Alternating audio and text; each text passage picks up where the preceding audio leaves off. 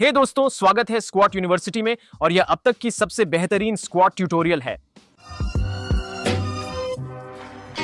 दोस्तों, आने के लिए शुक्रिया। आज मैं एक ऐसे शख्स के साथ हूं जो स्क्वाटिंग जानता है।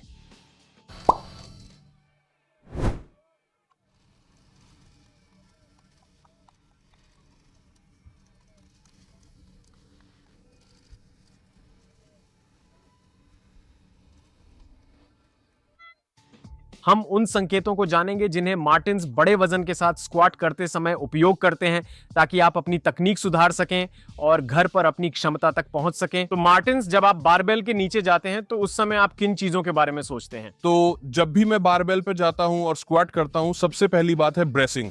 आप हमेशा इसके बारे में बात करते हैं।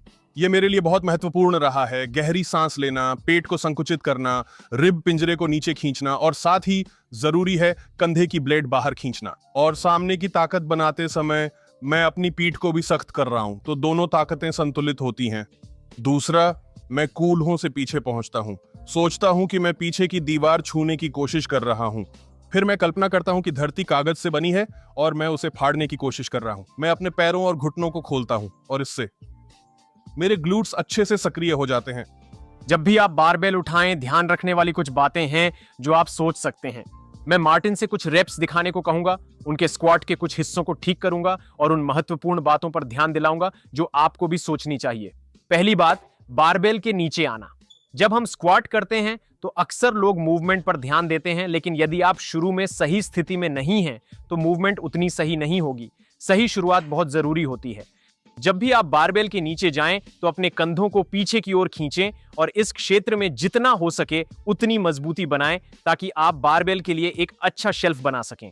यहां से धीरे से नीचे जाएं, अपने कोर को कसकर बांधें और फिर खड़े हो जाएं, कसकर बनाए रखें। ठीक है? यदि आप भारी वजन उठा रहे हैं तो स्क्वाट शुरू करने तक इंतजार न करें कठोर होने के लिए। आपको पहले कठोर होना है, तो यहां से वह तैयार है। वह अपने कोर को कसने वाला है, सांस लेगा, कसने वाला है और फिर स्क्वाट मोशन में जाएगा और फिर ताकतवर तरीके से वापस ऊपर। अब कुछ बातें सोचने की। अभी उसके पैर के साथ वह जमीन को पकड़ रहा है, अपने बड़े अंगूठे को जमीन में दबा रहा है। आपको अपने पैर में एक मेहराब बनाना है। भले ही आपके पैर सपाट हों, आपको उस चीज पर संतुलित रहना चाहिए जिसे ट्राइपॉड कहा जाता है। शरीर का वजन समान रूप से पैर के 3 हिस्सों पर बढ़ता है: बड़ा अंगूठा, छोटा अंगूठा और एड़ी। बहुत अच्छा। ठीक है, फिर से वह अपने कूल्हों से शुरुआत कर रहा है। अब आप कितने कूल्हे मोड़ने जा रहे हैं यह उस स्क्वाट के प्रकार पर निर्भर करेगा जो आप कर रहे हैं। ठीक है, आप इसे वापस रख सकते हैं। बहुत अच्छा। अब अगर आप हाई बार बैक स्क्वाट कर रहे हैं जो मार्टिन्स कर रहे हैं, तो वह हिप हिंग उतना बड़ा नहीं होने वाला है जितना कि अगर आप लो बार बैक स्क्वाट कर रहे हो। अगर आप जानना चाहते हैं कि आप सही हिप हिंग ले रहे हैं या नहीं, तो स्क्वाट को साइड से देखें और हम इसे दूसरे सेट में करेंगे। और आप देखना चाहते हैं कि वह बारबेल आपके मध्य पैर के ऊपर है या नहीं। अगर आप बहुत ज्यादा हिप हिंग लेंगे तो छाती आगे की तरफ झुक जाएगी और बार आपके पैरों की उंगलियों के ऊपर ट्रैक करेगी। असंतुलन में होने वाला शरीर कभी भी प्रभावी शक्ति और ताकत पैदा नहीं कर पाएगा। इसलिए आप हमेशा चाहते हैं कि बारबेल आपके पैर के बीच में रहे। हमने पैर की स्थिरता के बारे में बात की, जमीन को पकड़ने के बारे में, बार के हिलने से पहले थोड़ा तनाव बनाने के बारे में, कमर से शुरू कर सांस लेना और अपनी स्थिरता बनाना। वहां पर कैसा लगा? अच्छा, ठीक है। मैंने अपने हाथों की स्थिति को संकुचित भी कर दिया। मेरी कोहनी अब भी उतना ही दर्द करती है जितना पहले। हमेशा यही होता है, चौड़ा शुरू करता हूं, पास लाता हूं। अच्छा था। एक और बात जो मैं बताना चाहता था, मैं जब अपनी ऊपरी पीठ को बांधता हूं, मुझे व्यक्तिगत रूप से पसंद है कि मैं अपनी कोहनियों को नीचे फर्श की ओर खींचूं। कुछ स्क्वाटर्स कोहनियां ऊपर उठाते हैं, यह आपकी पसंद पर निर्भर है। मुझे लगता है कि अगर आप बहुत आगे झुक जाते हैं और बार का मार्ग भी आगे बढ़ता है, तो अपनी कोहनियों को नीचे की तरफ करना मुझे सीधा खड़ा होने में मदद करता है। यह मेरी रीढ़ के साथ बल को संरेखित रखने में मदद करता है। तो एक बात जो मैं कई वेटलिफ्टरों को बताऊंगा वह यह है कि आप चाहते हैं कि वे कोहनी पीछे और आपके धड़ की लाइन में रहें। कुछ खिलाड़ी जो हम देखते हैं उनकी कोहनियां बहुत अधिक पीछे होती हैं और यह आपके कंधे या कोहनी के लिए विशेष रूप से बहुत अच्छा नहीं होगा। या फिर जब एथलीट बारबेल के नीचे जाने में अधिक सख्त होते हैं तो वे सही से पकड़ नहीं पाते हैं और यह उनके लिए एक बड़ी चुनौती बन सकती है। आप कई ऐसे मजबूत लोगों को देखते हैं जिनका ऊपरी शरीर इतना कठोर होता है कि वे सही स्थिति में नहीं आ पाते हैं। इससे कोहनी पर अत्यधिक दबाव पड़ता है। यही समस्या मैं झेल रहा हूं। हाँ, इसलिए यदि आपको यह समस्या हो रही है तो पेक्स और लैट्स पर ध्यान जरूर दें। हम मार्टिन्स के साथ लैट्स पर विशेष रूप से काम कर रहे थे। आपकी लैट्स में जितनी ज्यादा फ्लेक्सिबिलिटी होगी उतनी ही अच्छी रैक पोजीशन में आ सकेंगे। हाँ, और उन लैट्स को रोल करने के बाद मैं सबसे चौड़ी स्थिति से यहां तक की और यहां तक अंदर आ सका। कोहनी पर दबाव कम है ना? मेरी कोहनियों पर लगभग समान दबाव था, लेकिन यह बुरा नहीं था। यह बुरा नहीं था, पर आप सबसे चौड़ा से अंदर जा सकते हैं तो वह अच्छा है। हाँ, आप क्या सोचते हैं पता नहीं, पर कोहनियां नीचे करने से लैट्स सक्रिय होते हैं। मैं गाड़ी चला सकता हूं, बार को नीचे की ओर अपने शरीर की तरफ खींच सकता हूं, जो मेरे धड़ में अधिक तनाव बढ़ाता है। मुझे लगता है कि एक बड़ी बात जो लोगों को समझनी चाहिए वो है कि लिफ्ट से पहले कोर ब्रेस करते समय हम सिर्फ रेक्टस एब्डोमिनस यानी सिक्स पैक मसल्स के बारे में सोचते हैं। असल में कोर में आगे साइड्स, पीठ, लैट्स होते हैं। उन्हें महसूस करें, बांह उठाएं। आपकी वी आकार की बड़ी लैट्स यहां पूरी तरह से ऊपर तक जुड़ी रहती है। देखिए, आपके ह्यूमरस से नीचे तक जाती है। जब आप स्क्वाट की तरह खींचते हैं और कठोरता लाते हैं तो ये लैट्स बहुत ताकतवर होती हैं, जो जोर और कठोरता को बढ़ा सकती हैं और चीजों को लॉक कर सकती हैं। अगर आप उन्हें मोड़ते नहीं तो आपकी स्क्वाट ऐसे दिखेगी। अगर भारी वजन उठाते वक्त स्क्वाट करते समय आपकी पीठ जरूरत से ज्यादा आगे झुक जाती है या ऊपर आते वक्त आप इसे सही से करने में पूरी तरह असमर्थ हैं, उस अच्छे कठोरता को बनाए रखें और अपनी लैट्स के बारे में सोचें। जब आप बारबेल के नीचे आते हैं, पीछे और नीचे निचोड़ते हैं और जितना हो सके शरीर की कठोरता बनाए रखें, चाहे वह 80 किलो हो जैसे हम यहाँ इस्तेमाल कर रहे हैं, 85 किलो या जैसे ये मेक है, ये लगभग 750 पाउंड हो, जैसा कि हमने पहले वीडियो में दिखाया था। तो हाँ, अब आपको आगे क्या चाहिए? मैंने कहा था रेड्स, हमारे पास कुछ 25 किलो की प्लेटें हैं। हाँ, चलो कुछ उनका उपयोग करते हैं। ग्रीन की जगह बस आसपास है। हाँ, ये ठीक है। अच्छा काम किया तुमने। जाओ, मुझे सच में नहीं पता। पिछले सप्ताह पहले जो वजन मैंने उठाया था वह सबसे ज्यादा था जिसे मैं उठा सकता था, क्योंकि आज मेरी पूंछ की हड्डी में बहुत ही ज्यादा दर्द हो रहा है। बहुत ज्यादा दर्द नहीं हुआ, इसलिए हमने इसे टेस्ट करने के लिए थोड़ा ज्यादा वजन लगाया। मुझे उसमें बिल्कुल भी दर्द महसूस नहीं हुआ, जो बहुत अच्छा है क्योंकि पहले यह अत्यधिक दर्दनाक था। अच्छा, ये वास्तव में अच्छा है। ठीक है, तो हम साइड से मार्टिन की अगली स्क्वाट देखेंगे और देखेंगे कि वह संतुलन में है या नहीं, और मैं आपको दिखा पाऊंगा कि वह अपनी स्क्वाट कैसे शुरू करता है। जो चीज हम नहीं चाहते हैं वह यह है कि वह स्क्वाट को घुटनों को आगे बढ़ाकर शुरू करें। अब जब आप उन कूल्हों को पीछे की ओर हिलाएंगे तो घुटने मुड़ जाएंगे। तो ये यहाँ से पूरी तरह से झुकना नहीं है जैसे कि आप आरडीएल कर रहे हो, इसलिए घुटने मुड़ेंगे जरूर, लेकिन शुरुआत कूल्हों से ही होनी चाहिए। यह आपके शरीर को संतुलित स्थिति में रखेगा और आगे झुकने से आपका संतुलन बिगड़ने से रोकने में मदद करेगा। मैं अक्सर लोगों से कहता हूं कि घुटने मुड़ें परंतु अपनी जगह न बदलें। हिलना का अर्थ है आगे पीछे शिफ्ट होना है। मैं उन्हें वहीं रखते हुए कूल्हों को पीछे करता हूं, फिर शुरुआत के बाद घुटने धीरे धीरे आगे बढ़ते हैं। तो घुटने आगे बढ़ेंगे, खासकर जब आप गहरा स्क्वाट करने की कोशिश कर रहे हैं। घुटनों को आगे बढ़ने से रोकने की कोशिश मत करो। गहरे स्क्वाट में संतुलन बनाए रखने के लिए घुटनों को आगे आना जरूरी है। घुटने कभी भी पंजों से आगे नहीं जाने चाहिए, ये एक मिथक है। असली अंतर इस बात में है कि घुटने कब और कैसे पंजों से आगे जाते हैं। संतुलन रखने के लिए बगल से देखने पर बार पैर के बीच में रहना चाहिए। एक गहरी स्क्वाट में उन घुटनों को अंततः आगे आना होगा और उसकी मात्रा व्यक्ति पर निर्भर करेगी। उनके धड़ और जांग की लंबाई और टखने की गतिशीलता पर यह निर्भर करता है। इसलिए कुछ एथलीट, विशेषकर ओलंपिक भारोत्तोलक, सामने स्क्वाट करते हैं। उनके धड़ और जांघ की लंबाई के कारण उनके घुटने पैर से बहुत आगे होते हैं, जबकि कुछ लोगों के नहीं होते। संतुलन मुख्य है। ऐसा करने से आप जानेंगे क्या सही है। ये सचमुच बहुत आकर्षक है। मुझे इसे समयबद्ध करना पसंद है, ताकि जब मेरी कमर मेरे घुटनों के साथ या उनसे नीचे समतल हो तब मेरे घुटने मेरे पैरों की उंगलियों से आगे खिसकें। तो जैसे मेरा यह ऊपर का हाथ है वैसे ही मेरी कूल्हे पीछे पीछे जाते हैं, लेकिन घुटनों को यहां आगे बढ़ाना पड़ता है जहां घुटना आगे खिसकता है और फिर वापस लौटता है। हाँ, इसे साइड से देखते हैं। अब हम दूसरा सेट निकालेंगे और फिलहाल 115 किलो रखे हैं। आशा करता हूं कि अच्छा होगा।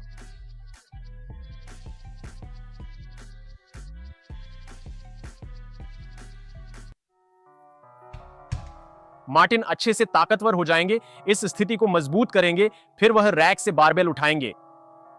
अच्छा, वह 2-3 कदम पीछे हटेगा, अपनी स्क्वाट स्थिति लेगा, उंगलियों को मजबूती से दबाएगा, गहरी सांस लेगा और पूरी तरह तैयार होगा। कूल्हे इस आंदोलन की शुरुआत करेंगे, फिर वह धीरे धीरे नीचे बैठेगा, उसके बाद सीधे ऊपर की ओर उठेगा। बहुत बढ़िया। आप देख सकते हैं कि बारबेल उसके पैर के बीच में है, जिससे उसका शरीर संतुलित रहता है। इससे वह कुशल शक्ति उत्पन्न कर अपनी पूरी क्षमता से प्रदर्शन कर सकता है। अब एक बात जो भी सोचने वाली है वह यह है कि चढ़ाई के दौरान कूल्हे और छाती एक ही दर से ऊपर उठेंगे और यह उस समस्या को सीमित कर देगा। कूल्हे और छाती एक साथ उठते हैं।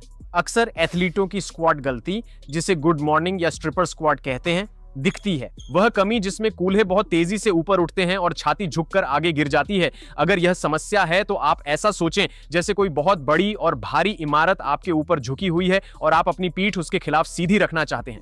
कुछ लोगों के लिए यह तरीका उपयोगी होता है कि वे अपनी पीठ को सीधे ऊपर की दिशा में उठाएं, जैसे बारबेल को छत की ओर धकेल रहे हों।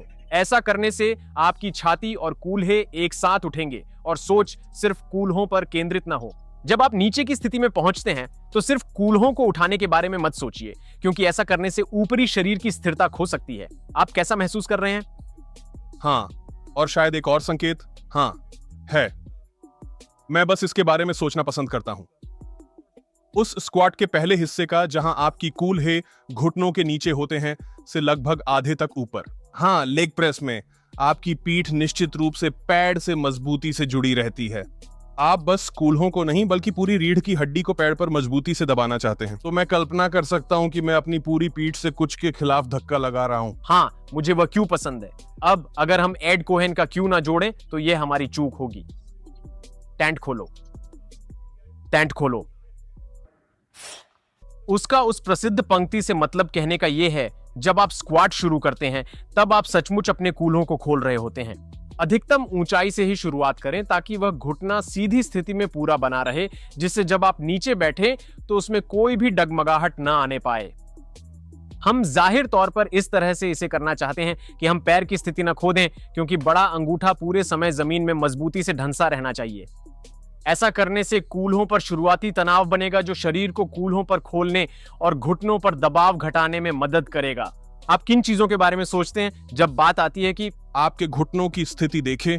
कुछ एथलीट्स सोचते हैं कि स्क्वाट करते समय उनके घुटनों का अंदर की ओर झुकना ठीक है। व्यक्तिगत रूप से मुझे नहीं पता कि यह गलत है या नहीं, लेकिन वॉल्गस घुटनों के साथ आप अपने ग्लूट्स का पूरा उपयोग नहीं कर रहे। मैं एक स्क्वाट को सिम्फनी की तरह देखता हूं, जहां शरीर एक साथ काम करे, न कि एक मांसपेशी समूह बचे और बाकी बंद हो जाएं। इसलिए जब घुटने अंदर झुकते हैं, ग्लूट्स पूरी क्षमता से काम नहीं करते। मैं सोचता हूं कि अपने घुटनों को गुलाबी चोटियों या बीच की उंगली की तरफ धकेलूं। जब लोग घुटनों को उंगलियों की तरफ सोचते हैं, वे सोचते हैं कि बड़ा अंगूठा काफी है, लेकिन तब वे अंदर झुकते हैं। मैं उन्हें बाहर की तरफ धकेलता हूं। मुझे नहीं पता कि यह सही है या नहीं, लेकिन यह मेरे लिए काम करता है। मेरा मानना है कि यह सही है, और यहां वजह है, जब लोग घुटनों को अंदर आने देते हैं, इसे सही ठहराते हैं। और यही वजह है, एडक्टर्स जो अंदर होते हैं, खासकर एडक्टर मैग्नस, एक दो जोड़ मांसपेशी है जो घुटने और कूल्हे को पार करती है। यह एक मजबूत हिप एक्सटेंसर है जो आपको कूल्हे फैलाने और खड़ा होने देता है। लेकिन क्योंकि वह मांसपेशी शक्तिशाली हिप एक्सटेंसर है, इसका मतलब नहीं कि हम बायोमैकेनिक्स और जॉइंट अलाइनमेंट को नजरअंदाज करें, क्योंकि कूल्हे महत्वपूर्ण हैं। घुटनों की सही स्थिति भी बेहद अहम होती है अगर हमें लंबे समय तक दर्द मुक्त रहना है। जैसा आपने कहा, यह एक सिम्फनी है। शरीर के हर हिस्से को मिलकर काम करना होता है ताकि हम सामंजस्यपूर्ण आवाज पा सकें, जो आदर्श आंदोलन और शक्ति उत्पन्न करने की हमारी क्षमता को दर्शाता है। हम शरीर का संरेखण बनाए रखना चाहते हैं और एक दो नहीं बल्कि सभी मांसपेशियों पर ध्यान देना चाहते हैं ताकि जोड़ों का सही संरेखण रहे। इसी तरह हम न केवल बड़ी वजन उठाते हैं बल्कि लंबे समय तक करते हैं, क्योंकि हम शरीर में सहनशीलता बढ़ाते हैं। ये बहुत दिलचस्प है कि मैंने कभी नहीं सुना कि लोग एडक्टर्स के कारण वॉल्गस की स्थिति में आते हैं। लोग इसे सही ठहराने का प्रयास करते हैं। मेरा मानना है कि जब घुटने बाहर होते हैं तो एडक्टर्स बेहतर काम करते हैं, क्योंकि मांसपेशियां अधिक खींची रहती हैं। बिल्कुल, घुटने अंदर हो जाते हैं, फिर उपयोग खत्म। वे छोटे होते हैं तो खिंचाव के लिए जगह नहीं रहती। वहीं अगर आप घुटनों को बाहर रखते हैं तो वे लंबे समय तक टिकते हैं और स्क्वाट की पूरी गति सीमा से अधिक खिंचाव मिलता है। बिल्कुल, सोचें, आपकी बाइसेप्स दो काम करती है, ये मोड़ती है और हाथ को मदद करती है। लेकिन बाइसेप को एक ही समय में दोनों काम नहीं करने पड़ते हैं, इसलिए एडक्टर काफी मेहनत कर सकते हैं ताकि कूल्हे को बढ़ाने में मदद मिल सके, घुटने को अंदर की दिशा में खींचे बिना। हाँ। जैसा आपने कहा, सब कुछ संरेखण में होना चाहिए। एडक्टर्स कूल्हे के विस्तार में घुटने को अंदर झुके बिना मदद कर सकते हैं। ये शानदार है। सबको साथ में काम करना चाहिए। ग्लूट्स, एडक्टर्स, हिप्स, हैमस्ट्रिंग्स, क्वाड्स, इससे हमें बेहतर हरकत मिलती है। भाया जी, और स्क्वाट्स। ठीक है, चलिए थोड़े ज्यादा भारी वजन के साथ एक और सेट स्क्वाट्स देख लेते हैं। क्या आप बढ़ाएंगे? शायद बस साग, क्योंकि ये सबसे भारी है जो मैंने 2-3 हफ्तों में किया है। देखें कैसा है। हाँ, सिर्फ एक रेप से मेरी पूंछ की हड्डी दुखी जब मैंने ग्लूट्स को जोर से दबाया। फिर मैंने सिर्फ इस्तेमाल करके धोखा देना शुरू किया।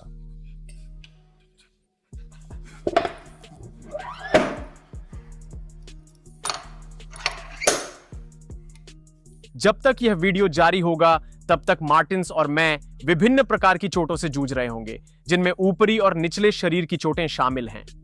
इसीलिए आज हम सिर्फ एक निश्चित वजन तक ही जाएंगे और इसे बहुत अधिक नहीं बढ़ाएंगे। अगर आप जानना चाहते हैं कि हम मार्टिन्स के शरीर को वर्ल्ड्स स्ट्रॉन्गेस्ट मैन के लिए दर्द मुक्त कैसे बना रहे हैं, तो इन वीडियो को देखें। पहला और दूसरा हिस्सा स्क्वाट यूनिवर्सिटी यूट्यूब पर देख सकते हैं। ठीक है, तो अभी बार पर 135 किलो का वजन है। वाह, मैं कहने वाला था कि कोई नहीं जानता। ये मेरी लाइन है, लेकिन 300 पाउंड से थोड़े अधिक ही कम। उसने छलांग लगाई और उसके पास सही चटाई है। 300 पाउंड से थोड़ा कम। कोई नहीं जानता वहां कई किलो हैं और कोई नहीं जानता कि क्या हो रहा है।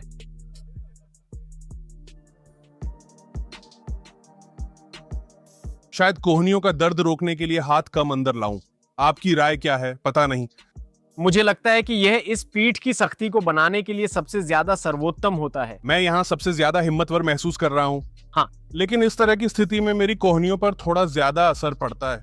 हाँ, मुझे ऐसा लगता है कि जब तक इन कोहनियों में दर्द नहीं हट जाता तब तक मैं चाहूंगा कि आप थोड़ी ज्यादा चौड़ाई में स्वाट करें। ठीक है, इस तरह हम उन पर ज्यादा तनाव डाले बिना ट्रेनिंग जारी रख सकते हैं। मैं इसे आजमाऊंगा। हाँ, कोशिश करो। वे चोट पहुंचाते हैं। हाँ, चाहता कि कोहनियां ना दुखें।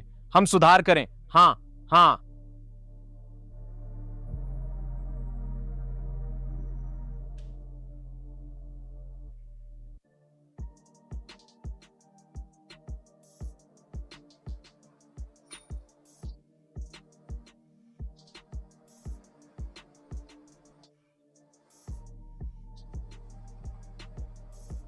वो बहुत अच्छा था, वाकई बढ़िया। तो चौथा और पांचवां स्क्वाट सबसे अच्छे थे।